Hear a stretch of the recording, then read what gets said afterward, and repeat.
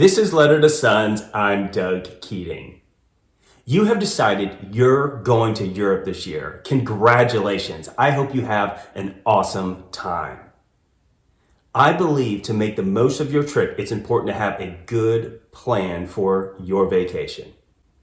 Last week, I talked about 5 factors to consider when picking the type of trip you'll take to Europe. If you haven't watched that video, I recommend that you do. I'll put a link in the notes. Today, I'm going to share 5 resources you can use for researching your trip to Europe. If you've never heard of me, don't know me, or have never watched any of my videos, you may be wondering, why should I trust this guy's opinion? 3 reasons. First, and this is probably most important, I'm not a travel agent and I don't have anything to sell you in this video. I don't have a book, a masterclass, a digital course, none of that. I'm simply a guy who's obsessed with traveling to Europe. Second, I've been to Europe 20 times over the past decade. That includes the COVID years. I average going to Europe from America at least twice a year. And third, I have plans for the majority of countries in Europe. I don't know what you did during COVID to pass the time. I sat down and cranked out plans to go all over Europe that I hope to take in my lifetime.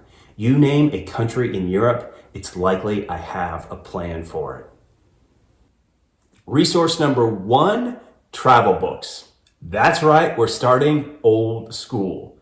I highly recommend you purchase some travel books when doing your research for your European vacation. I know some of you are thinking, I don't want to buy any books. Trust me, they are worth their weight in gold. You are likely going to spend thousands of dollars. Don't get cheap when it comes to travel books. They're usually less than $30. 2 examples from our most recent trip to Italy. Rick Steves' Italy. This is the best guide for that popular country. And example number 2, Corinna Cook, 101 Fabulous Things to Do in Rome. I'd never been to this city. Her book, super helpful, from the Glam Italia series. Resource number 2, travel videos. Once you have a sense of where you're going to go in Europe, I recommend going to YouTube and searching for those locations. Watch videos from people who have been there before. There is a ton of great content on YouTube when it comes to European travel. There's also some crap. I'm confident you'll figure out the difference quickly after watching just a few videos.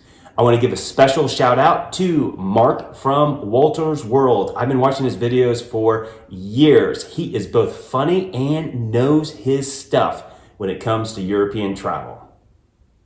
Resource number 3, travel podcasts. I love listening to podcasts, especially when I'm walking our dog. Once you know where you're going, go to Apple or Spotify, search for the locations, and see if you can find some travel podcasts related to those locations. I have found a lot of helpful content out there. I want to give a special shout out to The Amateur Traveler, another person who's been around for years, and he has episodes on pretty much all parts of Europe. I would check him out for sure. Resource number 4, Facebook travel groups. Some of you are thinking, I don't like Facebook. That's fine. All I'm telling you is when it comes to travel, there's actually some really good resources on Facebook. Travel groups that you can join based on where you're going. In these forums, you can ask questions, float ideas, get feedback, post your pictures. People are really helpful in these travel groups. They do it for free and will go out of their way to make sure you have the best trip that you possibly can.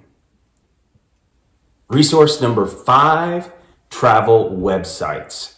Out on the internet, there is a ton of great information about European travel. I try and take advantage of as much of it as possible.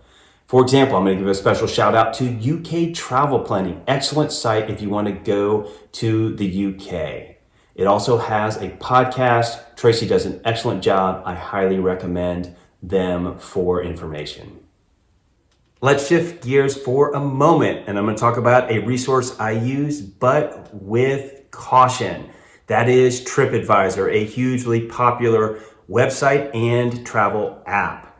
There is some great content on this site. I will caution you though, sometimes their rankings and restaurant reviews just aren't accurate to me. Let me give you a good example. Here you see top 3 attractions in London. Tower of London, yes. British Museum, awesome. London Eye, no, it is not the 3rd best site to see. There are so many others like Westminster Abbey that you should go to beforehand. Use Tripadvisor, yes. I would just say be cautious of putting too much stock in the opinions, reviews, and rankings you see on this site. Oh, by the way, I think some places pay to get ranked higher. I'll finish this video by offering my services in areas where I feel like I have some expertise when it comes to European travel. Topic number 1 is the country of Germany. I live there. I've traveled extensively around this country. Happy to help folks that want to go to Deutschland. Number 2, long weekend trips. Kim and I have done several of these. I feel like we have a pretty good grasp on what works when it comes to spending a long weekend in Europe coming from America. And number 3 is the typical US vacation, a week long. Once again, we've done several of these. Happy to help folks, and I'll remind you, I'm not here to charge you money. You won't pay anything. If I can help, I will.